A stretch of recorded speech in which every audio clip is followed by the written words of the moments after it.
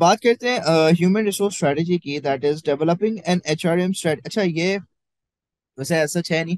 ये ज्यादातर जो आपके स्ट्रेटेजी वाले सवाल हैं, क्योंकि वो पेपर 4 में ही आ रहे हैं, ठीक है।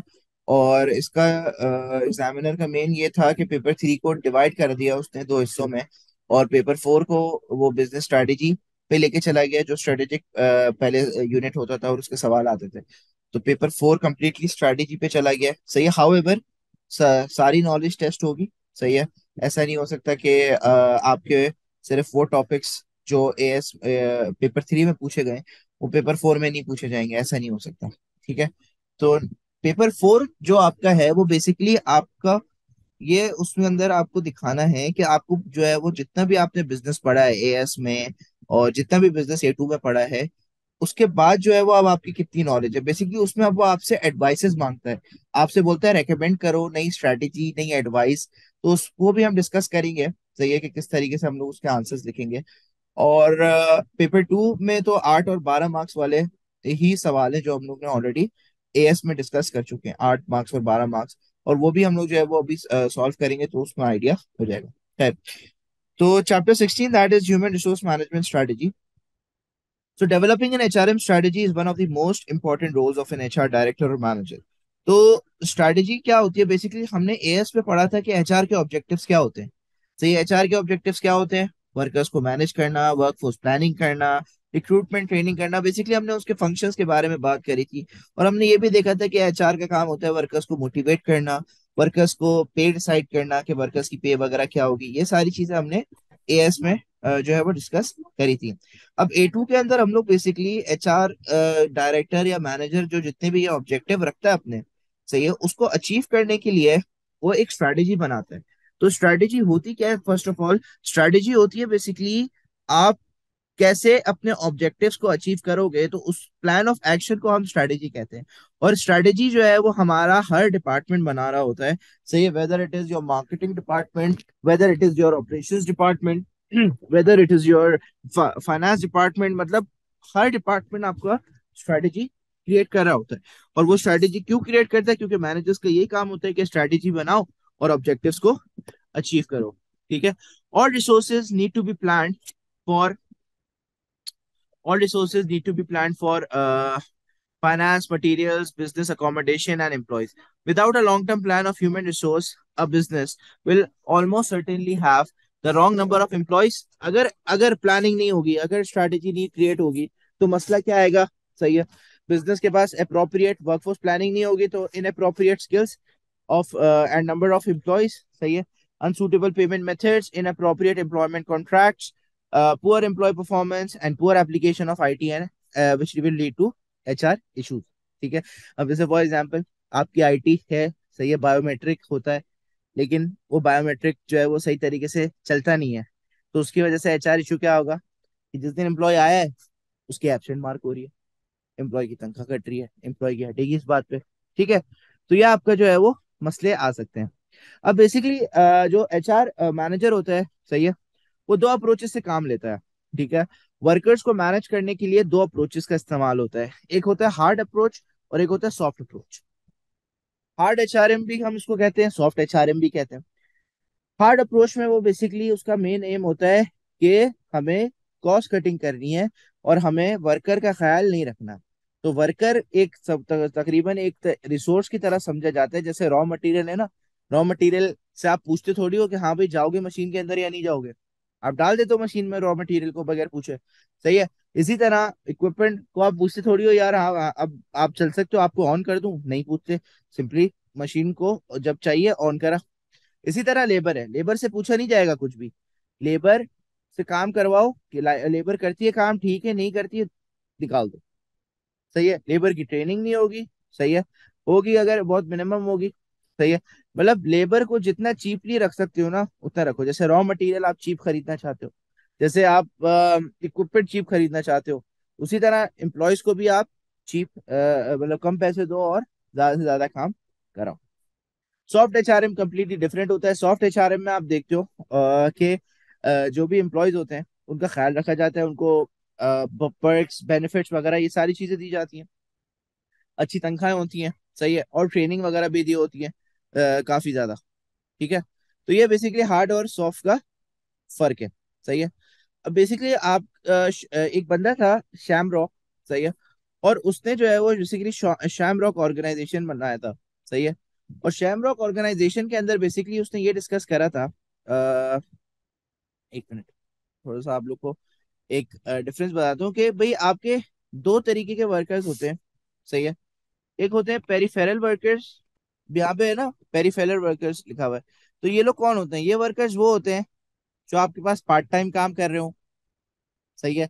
या लोअर लेवल एम्प्लॉयज हो गए आपके, ये पेरिफेरल वर्कर्स होते हैं। सही है। और कोर वर्कर्स होते हैं हायर अथॉरिटी वाले, जैसे मैनेजर्स, सही है, डायरेक्टर्स वगैरह, ये लोग होते हैं। सही है।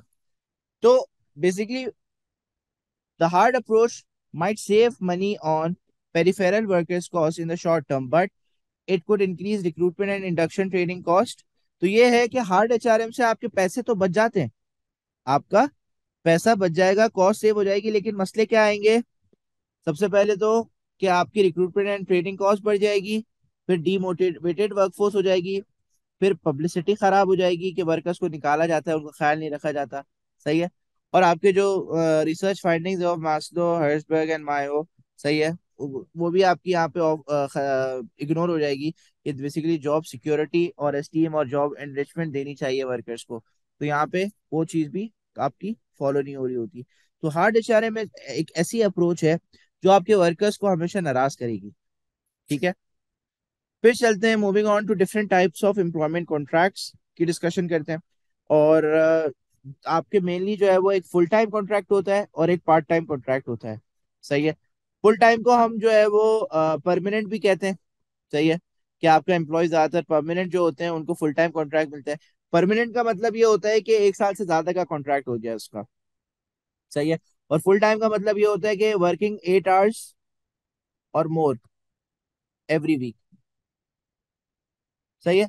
फॉर एग्जाम्पल स्कूल की प्रिंसिपल है, मैं जिस स्कूल में पढ़ाने जा रहा हूँ उसकी प्रिंसिपल है, वो 8 घंटे से ज्यादा काम करती है पूरे वीक में। सही है। और वो हर रोज आती है, हर रोज जो है वो ड्यूटी जो है वो दे रही होती है। तो दैट इज बेसिकली कि वो फुल टाइम वर्कर है। और पार्ट टाइम वर्कर कौन होता है? पार्ट टाइम वर्कर वो वर्कर होता है जो 8 घंटे से कम टाइम देता है। जैसे कि मैं जाता हूँ हर स्कूल में 2-2 घंटे पढ़ाता हूँ। सही है। तो वीक के मेरे ये टोटल 8 घंटे हो गए। सही है। हफ्ते में 4 दिन जाऊंगा, सही है, 2 घंटे पढ़ाऊंगा, तो दैट इज टोटल 8 आवर्स। तो the worker who works less than 8 hours a day, सही है, less than 40 hours a week is a part time worker. सही है। और वो पार्ट टाइम कॉन्ट्रैक्ट पे हायर है। अब पार्ट टाइम के डिफरेंट जो है वो टाइप्स होती हैं। सही है। पार्ट टाइम में डिफरेंट आपके कॉन्ट्रैक्ट्स होते हैं, वो भी हम डिस्कस करेंगे। तो फुल टाइम और permanent employment contract, it is when the employees work for more than 40 hours a week. Advantages क्या है? They help to satisfy employee safety security needs. Part time और वो फुल टाइम कॉन्ट्रैक्ट मिलने से ये होता है आपकी सेफ्टी सिक्योरिटी नीड्स, आपकी लगता है कि आपकी जॉब सिक्योर है। They can result in employee loyalty to the business being high and labour turnover low. Employee loyalty बढ़ जाती है, लेबर छोड़ के नहीं जाता है पार्ट फुल टाइम कॉन्ट्रैक्ट से। Employees are usually prepare to finance training programmes, training मिलती है उनको। सही है। और वर्कर्स के साथ काफी टाइम, जैसे अब बैंकल हबीब है, बैंकल हबीब आप ज्वाइन करो तो आपसे वो 3 साल का बॉन्ड साइन कराते हैं। 3 साल का बॉन्ड का मतलब ये है कि आप 3 साल तक हमें छोड़ के नहीं जा सकते, आप हमारे परमानेंट एम्प्लॉय हो गए। और इन केस अगर आपको छोड़ के जाना पड़ रहा है तो आपको हमें पैसे देने पड़ेंगे 2 लाख रुपए। सही है। तो दैट इज सिंपली कि आप फिर उस वर्कर पे आप जो है वो टाइम भी इन्वेस्ट करते हो, उनकी ट्रेनिंग भी कराते हो, ताकि वो वर्कर आप, क्योंकि आपको पता है वो वर्कर आपको छोड़ के नहीं जाएगा। डिसएडवांटेजेस क्या है? Labour cost become fix cost as they can not easily be varied. तो आपको देनी है सैलरी फुल टाइम वर्कर को, भले वो मतलब पूरे साल ही आपके साथ काम कर रहे हैं। Then the contracts are inflexible as they do not allow employers to vary the number of workers or the number of hours they work quickly. तो यहाँ पे ये है कि एम्प्लॉयर का एक मसला आ जाता है, वो ये आ जाता है कि अगर उसको ज्यादा काम वगैरह कराना है तो उसके लिए उसको ओवर टाइम वगैरह पे करना पड़ जाएगा। सही है। क्यों? जैसे पार्ट टाइमर है, पार्ट टाइमर को आपको सुबह नहीं चाहिए, दोपहर में चाहिए तो दोपहर में बुला दिया, शाम में चाहिए तो शाम में यहाँ पे ये है कि भाई ये 9 to 5 काम करेगा, सिर्फ जो स्लॉट है उसका, ये उसी स्लॉट में उससे काम कराना है। अगर फॉर एग्जाम्पल 5 बजे के बाद जो है वो बिठाना है उसको, तो एक्स्ट्रा पैसे देने पड़ेंगे। ठीक है। जैसे बैंक्स वगैरह में होता है अक्सर late settings. In addition, many of the workers given temporary contract are only expected to work a proportion of the full working week. An extreme form of अच्छा, पार्ट टाइम एम्प्लॉयमेंट कॉन्ट्रैक्ट में सबसे पहले आता है zero hour contract. अब zero hour contract क्या होता है कि भाई अगर आपने पूरे हफ्ते 0 घंटे काम करे तो 0 पैसे मिलेंगे आपको। 1 घंटा काम करे तो 1 घंटे का जो रेट डिसाइडेड है वो मिलेगा। फॉर एग्जाम्पल मैं अगर हफ्ते में जो है वो 0 घंटे काम करूँ, मुझे जीरो, हाउ एवर 1 घंटा काम करूँ तो मुझे 30 रुपये मिलते हैं फॉर एग्जाम्पल। तो अगर मैं हफ्ते में जो है वो 10 घंटे काम करूँ तो मुझे 300 रुपये मिलेंगे। अगर मैं 100 घंटे काम करूँ तो मुझे 3,000 मिलेंगे। ठीक है, तो इस तरीके से मेरी जितने नंबर ऑफ आवर्स उतने ज्यादा पेमेंट। तो बेसिकली आर्ली कॉन्ट्रैक्ट से ये होता है कि आपके जो है वो एब्सेंटिज्म रेट वगैरह कम हो जाते हैं काफी ज्यादा, क्योंकि जाहिर सी बात है वर्कर छुट्टियां वगैरह नहीं करता, क्योंकि उसको पता है जिस दिन उसने छुट्टी करी उसका आर्ली रेट कटेगा। तो ये आपके जीरो आवर कॉन्ट्रैक्ट्स होते हैं सही, जो जब आप वर्कर्स को आर्ली रेट पे ज्यादातर जो है वो रख रहे होते हैं। तो एडवांटेज क्या है, fix labour cost are reduced, flexibility आ जाती है कि वर्कर को जब जरूरत हो, जब ज्यादा जो है वो रश होता है जब आप बुला लेते हो। फिर more workers are available to called upon, सही है, अगर कोई वर्कर एब्सेंट हो गया तो किसी और वर्कर को बुला लिया हेल्प के लिए। फिर the efficiency of employees can be assessed before they are offered a full time contract. तो फुल टाइम कॉन्ट्रैक्ट देने से पहले एक आप वर्कर की एफिशिएंसी को असेस कर लेते हो। फिर there are more employees to manage than a full. Disadvantage क्या है कि ज्यादा एम्प्लॉयज मैनेज करने पड़ जाते हैं। मोटिवेशन लेवल्स में भी लो, टेम्पररी मोटिवेशन लेवल कम होती है पार्ट टाइम वर्कर्स की। Effective communication will be difficult, जब आप मीटिंग बुलाते हो तो शायद वो जो पार्ट टाइम वर्कर है वो उस टाइम पे ना हो। फॉर एग्जाम्पल अगर किसी स्कूल में 2 बजे मीटिंग होगी तो 2 बजे तो मैं होता ही नहीं हूँ, तो मेरे से वो उनकी बात नहीं होगी। फिर उसके बाद it will be more difficult to establish a team work culture, team working जो है वो होना काफी मुश्किल है, सही है। As if workers never meet because of the different working hours और they only attend to complete their contract. तो यहाँ पे ये है कि वर्कर जो है वो डिफरेंट आवर्स में आ रहे हैं तो नहीं मिल सकते, सही है, तो ये पार्ट टाइम का डिसएडवांटेज है। फिर बात करते हैं flexible contracts. Flexible employment contracts क्या होते हैं कि फॉर एग्जाम्पल जब काम होगा तब बुला लेंगे, जब नहीं होगा तो आपको नहीं बुलाएंगे। तो फ्लेक्सिबल एम्प्लॉयमेंट कॉन्ट्रैक्ट होता है, मतलब फ्लेक्सी टाइम, मतलब अच्छा फ्लेक्सी टाइम में एक और एडवांसमेंट होती है, और वो ये होती है कि वर्कर के ऊपर है। भाई वर्कर को फॉर एग्जांपल देने हैं 8 आवर्स दिन के। अब वो 8 आवर्स कभी भी दे, सही है, वो 12 बजे के बाद दे, सही है, वो सुबह 8 बजे से दे, सही है, वो सुबह दोपहर 7 बजे से दे, पर जब वो बैठेगा उसको 8 आवर्स कंप्लीट करना है, दैट इज फ्लेक्सी टाइम। तो benefits to employees include more choice over working hours. तो फ्लेक्सी टाइम से ये होता है कि एम्प्लॉय अगर सुबह में बिजी है तो शाम में काम कर लेगा, शाम में बिजी है तो सुबह काम कर लेगा, ही कैन चूज इजीली। फिर the ability to plan for other activities, for example अगर रात में शादी में जाना है तो काम सारा सुबह कर लेंगे, या सुबह अगर जो है वो नाश्ते पे जाना है कहीं पे तो सारा काम शाम में शिफ्ट कर लेंगे। The benefits for employers include being able to attract well qualified recruits। तो वेल क्वालिफाइड वर्कर्स वगैरह जो है वो काफी ज्यादा ऐसे कॉन्ट्रैक्ट के पीछे होते हैं कि पैसे भी अच्छे होते हैं और फ्लेक्सी टाइम होता है, मतलब अपनी टाइम अपनी मर्जी के टाइम पे काम करना। There may be not enough employees in attendance at all times, so careful employee scheduling will be needed। तो इसमें भी टाइम लगेगा, शेड्यूल बनाने पड़ेंगे कि भाई फॉर एग्जाम्पल कस्टमर, सारे एम्प्लॉयज शाम में आ गए, जो सुबह वाले कस्टमर है उनको केटर करने के लिए कोई है ही नहीं, क्योंकि सारे एम्प्लॉय जो है वो शाम में काम कर रहे हैं। तो ऐसा नहीं होना चाहिए, यू शुड मेक श्योर कि भाई ये स्केड्यूल ऐसा बनाओ कि अगर कोई शाम की शिफ्ट ले रहा है, सही है, तो सुबह में मेक श्योर करो कि बंदे हों। ठीक है, तो team working becomes more difficult, team working नहीं हो पाती, holding meetings and communication will also become difficult. तो आप लोग जितने भी पढ़ेंगे ना पार्ट टाइम के कॉन्ट्रैक्ट, उसके अंदर यही मसले आ रहे होंगे, सही है, कि फेस टू फेस कॉन्टैक्ट नहीं होगा, मीटिंग नहीं होगी, टीम वर्किंग नहीं होगी, जितने भी आप लोग पढ़ेंगे, सही है। तो आप बस कोई 3 गिने चुने याद कर लें जो सब में आ रहे हैं, 3 एडवांटेज 3 डिसएडवांटेज। तो पार्ट टाइम एम्प्लॉयमेंट पे कॉन्ट्रैक्ट आए तो यही 3 आपको रखने हैं। और वो 3 भी मैं आप लोग को बता देता हूँ, टीम वर्किंग नहीं है, कम्युनिकेशन इशू है, सही है, टीम वर्किंग नहीं होती और एम्प्लॉय की मोटिवेशन कम होती है। ये 3 आप लोग याद कर लें, सही है। Moving on, benefits of home working. Home working क्या होता है, इसको हम टेली वर्किंग भी कहते हैं।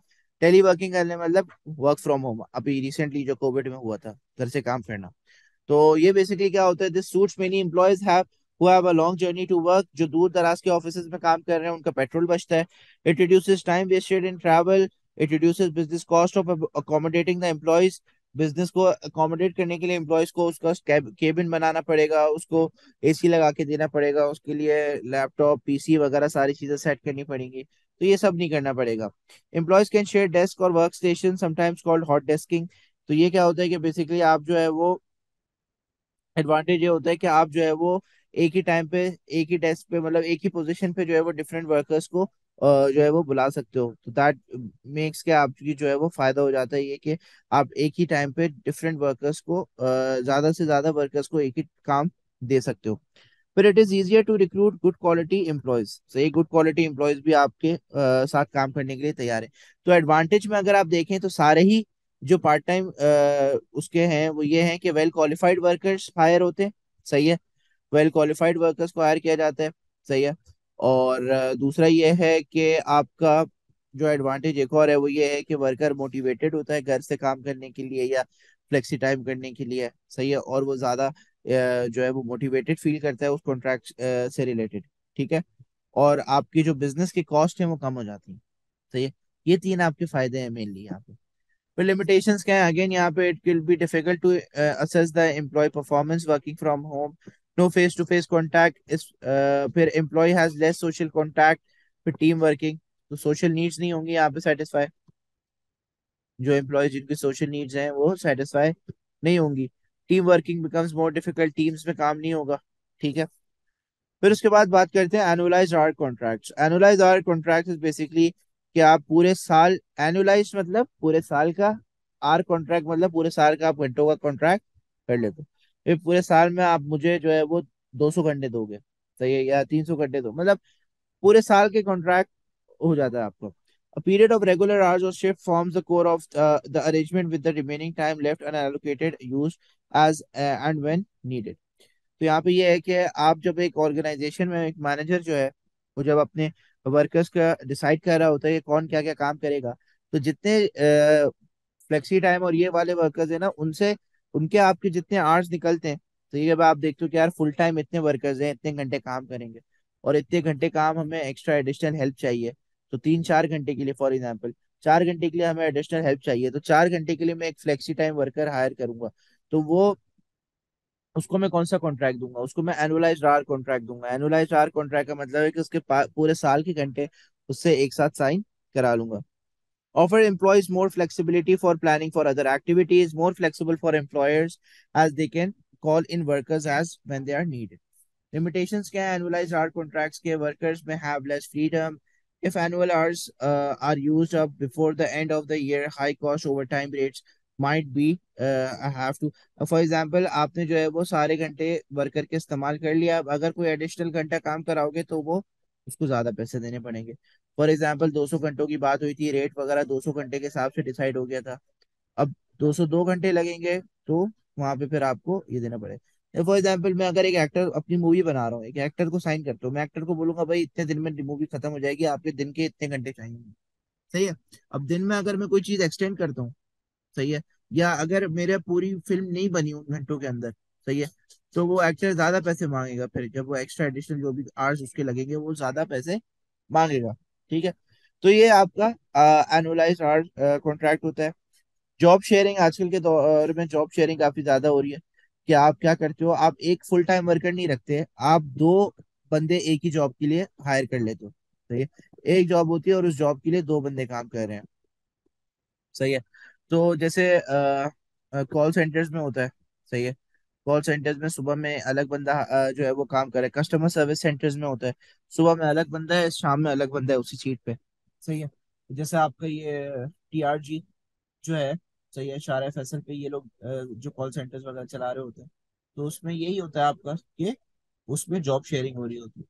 तो एम्प्लॉयज, इससे फायदा क्या होगा? जाहिर सी बात है, employees can cover for each other in case of illness. एक एम्प्लॉय एब्सेंट है तो दूसरा आ जाता है। फिर workers may be more productive. फिर the business is able to keep to experience employees पर job. Then workers have greater freedom to achieve a work life balance and offers more time for family commitments. Again यहाँ वही फायदा है। तो ये वही फायदे यहाँ पे रिपीट हो रहे हैं कि वर्कर अपना टाइम मैनेज कर देता है, वर्कर मोटिवेटेड होता है, वर्क लाइफ बैलेंस अच्छा हो जाता है। और एम्प्लॉयर को क्या फायदे हैं? एम्प्लॉयर एम्प्लॉयर को ये फायदे हैं कि वो उसको पास नंबर ऑफ एम्प्लॉय ज्यादा होते हैं एक पर्टिकुलर जॉब के लिए, ठीक है, और उसकी प्रोडक्टिविटी अच्छी होती है। डिसएडवांटेज क्या है? HR administration has to be provided for two workers rather than one. HR के बंदे जो है उनको दो वर्कर मैनेज करने पड़ेंगे हर एक पोजीशन के लिए रादर देन वन। तो अगर पोजीशन ज्यादा हो आपकी, जैसे एक हो तो कोई मसला नहीं है, लेकिन अगर आपकी पोजीशन जो है, सही है, वो 100 हो, और 100 में आपके 2 बंदे काम कर रहे हो पर पोजीशन, तो उनको मैनेज करना काफी मुश्किल हो जाएगा। फिर there may be some confusion over what does what. For example, भाई हमजा और उसैद जो है वो दोनों एक ही जॉब कर रहे हैं। तो ये तो कंफ्यूजन हो सकती है, भाई तू ये काम कर ले मैं ये काम कर लूंगा, इस तरीके से एक कंफ्यूजन भी क्रिएट हो सकती है। और अक्सर ये भी हो सकता है कि एक दूसरे पे ब्लेम डालेंगे, भाई तुमने ये काम करा था, मैंने तो इसको ठीक करके गया था, या मैंने ये फाइल यहाँ सेव करी थी तुमने यहाँ से हटा दी। तो इस तरीके के इश्यूज काफी हो सकते हैं। फिर उसके बाद है compressed hour contracts. Compressed hour contracts का मतलब ये होता है कि आपके जो आवर्स हैं, सही है, वो बेसिकली कंप्रेस हो जाते हैं, कम हो जाते हैं। तो offers employee more opportunities for 3 day weekends. Employees with long journeys to work may appreciate having an extra day of.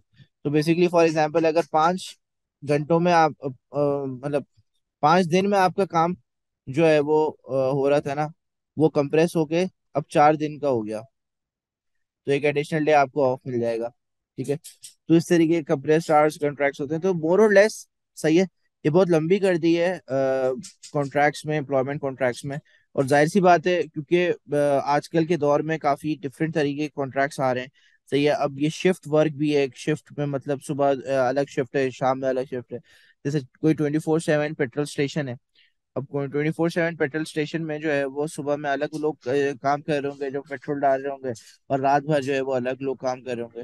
फिर कॉल सेंटर्स में भी ऐसा ही हो गया, आजकल 24/7 शिफ्ट हो गई है बैंक्स वगैरह में। क्योंकि जाहिर सी बात है भाई, आपके थेफ्ट हो गया अगर फॉर एग्जाम्पल किसी के साथ रात में, तो वहां पे बंदा मौजूद होना चाहिए जो कॉल उठा के बैंक का कार्ड वार्ड जो है वो डीएक्टिवेट कर दे। तो ये सारी चीजें आपकी शिफ्ट वर्क में आ जाती हैं। तो ये शिफ्ट मतलब कि सुबह दोपहर शाम, 3 3 शिफ्टों में भी काम हो रहे होते हैं, 24/7 मशीन वगैरह चल रही होती है। तो ये सारे आपके डिफरेंट और एम्प्लॉयमेंट कॉन्ट्रैक्ट्स हैं। फिर उसके बाद आजकल गिग इकोनॉमी भी एक है, हमजा जो है वो जैसे फ्रीलांसर होता है। फ्रीलांसर क्या करता है, वो गिग इकोनॉमी का पार्ट होता है। वो गिग, उसके जो कॉन्ट्रैक्ट होता है, सही है, वो इस तरीके का होता है कि उसको ऑर्डर मिलेगा, वो काम करेगा, उस ऑर्डर को दे देगा। ठीक है, और वो फ्लेक्सी टाइम कह लो, उसमें भी फ्लेक्सिबल आवर्स होते हैं, भाई आज मेरा सुबह काम करने का दिल नहीं चाह रहा, मैं शाम में कर लूंगा, शाम में नहीं चाह रहा, रात में लेट नाइट कर लूंगा। ये सारी चीजें होती हैं। तो आजकल बहुत सारी जो है वो चीजें आ गई हैं, सही है, मेनली। लेकिन जो मेनली आपके दो पहले कॉन्ट्रैक्ट्स होते थे वो होते थे फुल टाइम और पार्ट टाइम कॉन्ट्रैक्ट। और पार्ट टाइम की जितनी भी एडवांटेज डिसएडवांटेज हमने डिस्कस करे हैं, वो मोर और लेस सेम ही है। मूविंग ऑन, अब एचआर जो है वो आपके एम्प्लॉय की परफॉर्मेंस को मेजर करता है, सही है। और ये चीज हम लोग एएस में भी पढ़ चुके हैं कि how does the employee measure the performance. तो सबसे पहले लेबर प्रोडक्टिविटी से मेजर करता है। लेबर प्रोडक्टिविटी का फॉर्मूला क्या होता है, एएस वाले बच्चों को पता होगा, सही है। लेबर प्रोडक्टिविटी का फॉर्मूला होता है the output that a worker produces upon number of employees into 100। बल्कि अगर परसेंटेज में आंसर चाहिए तो इंटू 100 करेंगे कि पर परसेंट कितनी लेबर प्रोडक्टिविटी। और अगर यूनिट्स में आंसर चाहिए तो आप सिंपली आउटपुट को डिवाइड करोगे। जैसे 1000 लोग हैं और 1000 यूनिट बन रहे हैं और 100 लोग हैं, तो आपका पर यूनिट कितना आ गया, 10। दैट इज लेबर प्रोडक्टिविटी, सही है। So labor productivity, there are several reasons why labor productivity might increase over time. Improved employee motivation and higher level of efforts, more capital equipment, सही है, जिसकी वजह से efficiency बढ़ती है। More employee training, increase worker employment in problem solving to speed up methods of production, सही है। आपके वर्कर की इन्वॉल्वमेंट करोगे तो प्रोडक्टिविटी बढ़ेगी। Improved operations efficiency, raw material time पे आ रहा है, हर चीज टाइम पे आ रही है, मशीन सही चल रही है, तो उससे लेबर प्रोडक्टिविटी इंक्रीज होती है। फिर एब्सेंटिज्म की बात करते हैं। एब्सेंटिज्म क्या होता है, जो वर्कर छुट्टियां करता है, इसका फॉर्मूला कैलकुलेट करने का क्या है, that is number of days of employees absence upon total number of work days into 100, सही है। जितने मतलब फॉर एग्जांपल, अगर मेरे एक महीने में लेट्स सपोज 20 दिन है काम करने के, और 20 दिन में से मैं लेट्स सपोज 10 दिन एब्सेंट होता हूँ, तो मेरा एब्सेंटिज्म रेट आ जाएगा 50%। That is basically absenteeism rate, कितने वर्कर जो है वो छुट्टियां कर रहे हैं। Now strategies for improving employee performance, तो प्रोडक्टिविटी बढ़ाना और एब्सेंटिज्म रेट को कम करना, इससे एम्प्लॉय की परफॉर्मेंस बढ़ती है। तो एम्प्लॉय की परफॉर्मेंस जो है वो प्रोडक्टिविटी इंक्रीज होने से और एब्सेंटिज्म रेट कम होने से बढ़ती है। तो मैनेजर्स को क्या करना चाहिए, प्रोडक्टिविटी, अच्छा पहले तो मैनेजर को एनालाइज करना चाहिए, what they should analyse, why productivity is falling और why the productivity is below the competitor. फिर workers are taking unexplained absences. सही है, ये भी देखना चाहिए कि भाई कोई चलो जनरल रीजन हो तो छुट्टी करे, ऐसा नहीं कि सुबह आंख नहीं खुली तो छुट्टी कर ली, जैसे अक्सर आपके उसमें होता है अपना गवर्नमेंट इदारे में। तो एक्सप्लेन छुट्टियां होनी चाहिए कि बताओ यार छुट्टी करी क्यों है। ठीक है। And customer complain about poor service वगैरह, तो ये अगर आती है कि कस्टमर कंप्लेन कर रहा है कि भाई आप पुअर सर्विस वगैरह दे रहे हो, सही है, फिर जो है वो आपको पता चलता है हाँ भाई कि एम्प्लॉयज की परफॉर्मेंस खराब है। और एम्प्लॉयज की परफॉर्मेंस सुधारने के लिए the HRM strategies used by business to improve employee performance can be divided into hard and soft approaches. Again यहाँ पे उसको सुधारने के लिए एम्प्लॉयज को हार्ड और सॉफ्ट अप्रोचेस का इस्तेमाल होता है। Hard strategies focus on warnings to employees. आप हार्ड स्ट्रेटजी इस्तेमाल कर रहे हो तो आप वार्निंग्स दोगे, डिसिप्लिन मेंटेन करने की कोशिश करोगे, फ्लेक्सिबल कॉन्ट्रैक्ट दोगे, सही है, वो वर्कर्स जो पुअर परफॉर्म कर रहे हैं कंसिस्टेंटली उनको निकाल दोगे। One benefit of hard strategy is lower cost in the short term rather than focusing on Hertzberg motivating factors and training and developing employees. तो ये लोग क्या करते हैं हार्ड एचआरएम स्ट्रेटेजी में, ये लोग निकाल देते हैं। अगर कोई भी वर्कर की परफॉर्मेंस गिर रही हो नीचे, सही है, वार्निंग देंगे, वार्निंग नहीं समझ में आ रही निकाल देंगे। सॉफ्ट स्ट्रेटेजी में ऐसा नहीं होगा। HRM that adopt a soft strategy stress the need to consider employees as a source to be nurtured and developed. The soft HRM strategies that can be used to employ more motivation. अब worker की performance को कैसे बढ़ाएंगे, motivate करके, quality circles बनाओ, सही है, regular performance appraisal दो, क्या रेगुलर टारगेट दो, और बोलो हाँ भाई ये रेगुलर टारगेट को अचीव करो। टू वे डिस्कशन करो कि भाई अगर नहीं हुआ अचीव तो क्यों नहीं हुआ, पूछो, फीडबैक लो। एडिशनल ट्रेनिंग, अगर जरूरत है एफिशिएंसी बढ़ाने की तो एडिशनल ट्रेनिंग दो। फिर क्वालिटी सर्कल मतलब स्मॉल ग्रुप ऑफ वर्कर्स बनाओ, सही है, जो कि रिस्पॉन्सिबिलिटी लेना चाहें और जो बात करना चाहें दूसरे एम्प्लॉयज के साथ के क्या मसले आ रहे हैं, उस मसलों को फिर ठीक करने की कोशिश करो। फिर ऑटोनोमस वर्क ग्रुप्स का मतलब होता है टीम वर्किंग स्टैब्लिश करो। फिर फाइनेंशियल इंसेंटिव्स दो and adopt a system of management by objectives. ये तरीके हैं आपके जो है वो जिससे आप जो है वो सॉफ्ट एचआरएम के थ्रू आप जो है वो वर्कर्स को ज्यादा जो है वो मैनेज सही तरीके से कर सकते हो। अब बात करते हैं MBO that is management by objectives की। और मैनेजमेंट बाय ऑब्जेक्टिव्स हम लोग ने पहले भी पढ़ चुके हैं, सही है। मैनेजमेंट बाय ऑब्जेक्टिव क्या होता है कि सिंपली जो हमारा जो कॉर्पोरेट ऑब्जेक्टिव होता है ना, जैसे फॉर एग्जांपल प्रॉफिट मैक्सिमाइजेशन है। अब कॉर्पोरेट ऑब्जेक्टिव है हमारा प्रॉफिट मैक्सिमाइजेशन। इस ऑब्जेक्टिव को डिवाइड करना into departmental objectives, into individual targets, इस पूरे प्रोसेस को हम कहते हैं एमबीओ। इस प्रोसेस को हम कहते हैं एमबीओ। ये काम होता है, इसके अंदर आप इंडिविजुअल के टारगेट सेट करते हो by dividing your corporate objective, तो इसको हम कहते हैं एमबीओ। तो management objective is a system design to motivate and coordinate a workforce by dividing the company's overall aim. तो आप कंपनी के जितने भी इंप्लॉयज हैं उनके टारगेट सेट करते हो, कैसे सेट करते हो, by dividing the company's overall aim into specific targets for each division department and individual. तो इस पूरे प्रोसेस को आप क्या कहते हो, एमबीओ, मैनेजमेंट बाय ऑब्जेक्टिव्स। फायदे क्या है, each manager and subordinate will know exactly what they have to do by using the corporate aim and objectives as the key focus. All departments and individual objectives, मतलब सारे individual और department का objective same ही होता है, that is the corporate aim. Objectives act as a control device. So basically आप MBO के जरिए आप अपने वर्कर्स की परफॉर्मेंस को एनालाइज कर सकते हो कि अगर वर्कर ने ये स्पेसिफिक टारगेट्स अचीव करे तो आपका वर्कर अच्छा काम कर रहा है, वर्कर ने नहीं करे तो आपका वर्कर अच्छा काम नहीं कर रहा। फिर डिवीजन और डिपार्टमेंट और इंडिविजुअल। इंडिविजुअल के बारे में वर्कर सही काम कर रहा है नहीं कर रहा है कि देखोगे टारगेट अचीव हुआ या नहीं, डिपार्टमेंट का टारगेट अचीव हुआ या नहीं, या डिवीजन का टारगेट अचीव हुआ या नहीं। डिविजन्स क्या होते हैं, जैसे कराची इम्तियाज का भी कराची डिवीजन है, हैदराबाद डिवीजन है, सही है, पिंडी डिवीजन है, ठीक है, इस्लामाबाद ये पिंडी डिवीजन है, फिर लाहौर डिवीजन है। तो ये बेसिकली ऐसे बिजनेसेस डिविजन्स में भी डिवाइडेड होते हैं, ठीक है। अब जैसे for example Coca Cola company है तो Coca Cola Pakistan is a division, Coca Cola China is a division, Coca Cola India is a division, ठीक है। However, limitations की बात करते हैं तो limitation is the process of dividing the corporate aim and corporate objectives into divisional departmental। तो ये पूरा प्रोसेस काफी टाइम कंज्यूमिंग होता है और काफी टाइम लगता है और फुल कंसल्टेशन की जरूरत होती है।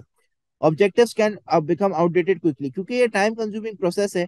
तो इतने में जब आप इंडिविजुअल्स को टारगेट दोगे तो शायद वो टारगेट अब अचीव नहीं हो सकता, सही है, या वो टारगेट जो है वो अब आउटडेट हो चुका है, या वो ऑब्जेक्टिव ही आउटडेट हो चुका है। Setting targets does not guarantee success. अब अगर आपने टारगेट सेट करा और आपने ये अज्यूम कर लिया कि अब आप सक्सेसफुल हो जाओगे, सक्सेसफुल भाई आप नहीं होते जब तक आप मेहनत नहीं करो, और you don't have the adequate resource. आपने टारगेट सेट किया, अब उस वर्कर, फॉर एग्जाम्पल एक वर्कर को मैंने बोला कि भाई 10 आप यूनिट बेच रहे हो ना, 10 से 20 करो। अब वर्कर बोल रहा है यार डबल यूनिट बेचने का बोल दिया है, सही है, पहले ही 10 मुश्किल से बिकते थे। मैं ऐसा क्या करूं कि 20 यूनिट बिक जाए? भाई आप ट्रेनिंग तो दो। आपने वर्कर को बोल तो दिया 20 यूनिट बेचने का, लेकिन मैनेजर का काम होता है ट्रेन करना, कि भाई उनको बताओ कि क्या यूनिक चीज है प्रोडक्ट के अंदर जो आप 20 यूनिट बिकेंगे, सही है, क्या नई चीज लेकर आ रहे हो ऐसी कि 20 यूनिट बिकेंगे, कस्टमर जो है वो क्यों खरीदेगा, ठीक है। तो ये सारी चीजें जो है वो आपको ट्रेनिंग वेनिंग भी देनी चाहिए बिफोर सेटिंग द टारगेट, सही है। तो एमबीओ के ये फायदे और ये नुकसान है, सही है। तो ये आपका पूरा चैप्टर है। अच्छा नहीं, इसमें एक और चीज है, that is which is the new thing, and that is the changing role of IT and AI in HRM, सही है। अब आईटी और एआई का क्या इस्तेमाल है, सही है, देखें भाई, एचआरएम में आईटी का इस्तेमाल क्या है? अटेंडेंस। अटेंडेंस आजकल किस पे होती है? सही है, बायोमेट्रिक उससे होती है, सही है। एम्प्लॉयज का रिकॉर्ड रखना, सही है, एम्प्लॉयज के सारा रिकॉर्ड एक सॉफ्टवेयर पे आ जाता है जिसको हम वो कहते हैं ईआरपी सिस्टम, सही है। ईआरपी सिस्टम पे सारा एक रिकॉर्ड आ जाता है, डेटाबेस में आप स्टोर कर लेते हो, कौन सा सैलरी कितनी ले रहा है, सही है, कितने घंटे काम कर रहा है, सारी चीजें आपकी कनेक्टेड होती हैं, सही है। वर्क स्केड्यूल्स वगैरह सारी चीजें कनेक्टेड होती हैं। फिर ईमेल्स वगैरह आती रहती हैं रेगुलरली कि भाई क्या टारगेट है क्या है, सही है। ये सारी चीजें जो है वो आईटी के थ्रू हो रही होती हैं। फिर रिसेंटली एचआरएम में रिक्रूटमेंट भी होती है आईटी के जरिए, जाहिर सी बात है, आप लिंक्डइन पे रिक्रूट करते हो। ट्रेनिंग एंड डेवलपमेंट भी आईटी के जरिए होती है, सही है। ऑनलाइन ट्रेनिंग कोर्सेज वगैरह जो चल रहे होते हैं, जैसे सीआई वगैरह कराते हैं। फिर एम्प्लॉय परफॉर्मेंस मैनेजमेंट, सही है, आप जो है वो एम्प्लॉय की परफॉर्मेंस देखते हो कि एम्प्लॉय हर रोज आके अपने टारगेट्स पे टिक लगाता है, तो आपके पास उसकी परफॉर्मेंस आ रही होती है। फिर आजकल एआई का भी बहुत जमाना है। एआई में मतलब कि आजकल इंटरव्यूज भी जो है वो एआई ले रहा होता है, सही है। फिर वीआर आ गया है ट्रेनिंग में, सही है, कि आपको अब पूरा सेटअप लगाने की जरूरत नहीं है, आप वीआर ट्रेनिंग करवाओ एम्प्लॉयज की, तो एम्प्लॉय जो है वो सही तरीके से जो है वो ट्रेन हो जाता है। फिर biometric time in time out, face recognition, ये सारी चीजें आईटी और एआई आ गया है विच इज इन एचआरएम, ठीक है। और आईटी और एआई से ये है कि एचआरएम का टाइम फ्री होता है इंटरव्यू करने का। बहुत दफा ऐसा होता है कि सीवी इधर से उधर करनी है, तो सीवी को फिल्टर करने का बहुत ज्यादा जो है वो टाइम सेव होता है। फिर उसके बाद एचआर जो है वो बेसिकली ज्यादा कांटेक्ट में रह सकता है एम्प्लॉयज के साथ। फिर increase dependency on IT based communication reduces. अब आईटी बेस्ड कम्युनिकेशन से कम्युनिकेशन स्ट्रांग हो जाती है, and there is a risk of creating a sense of being watched and monitored.